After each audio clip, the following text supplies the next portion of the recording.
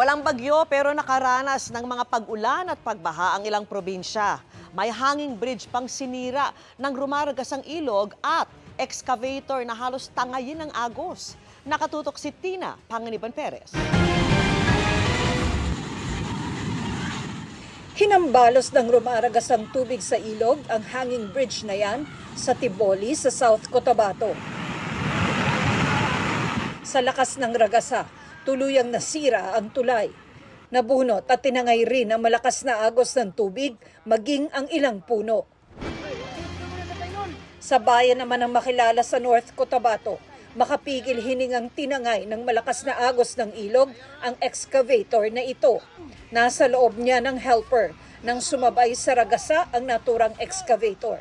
Unti-unti rin naman itong nakontrol at naiahon mula sa ilog.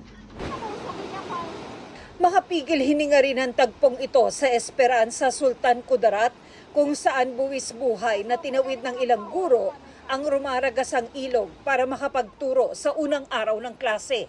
Kwento ng uploader ng video, matagumpay naman silang nakarating sa paaralan sa tulong ng mga residenteng umalalay sa kanila.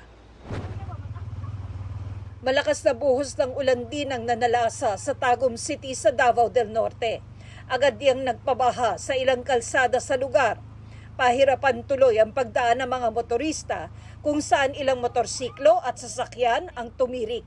Ayon sa Pag-asa, ang mga pag-ulang yan ay dulot ng easterlies. Dahil naman sa mga pag-ulang dulot ng shear line, nakaranas din ang malawakang pagbaha sa bayan ng Palo sa Leyte kahapon. Sa drone video na ito, nagmistulang ilog ang lugar na halos magpalubog sa mga bahay.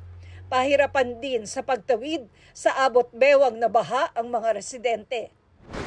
Apektado rin ng pagbaha ang mga bayan ng Viga at Baras sa Catanduanes, bunsod ng malalakas na ulang dulot ng shear line.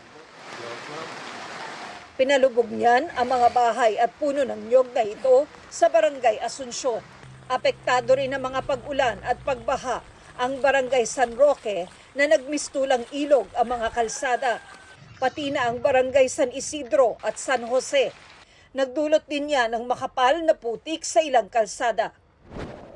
Perwisyo rin ang idinulot ng mga pag-ulan at pagbaha sa mga taga-Goa, Camarines Sur. Kinailangang alalayan ng ilang residente para makatawid sa umapaw na spillway. Para sa GMA Integrated News, Tina Panganiban Perez, nakatutok 24 oras.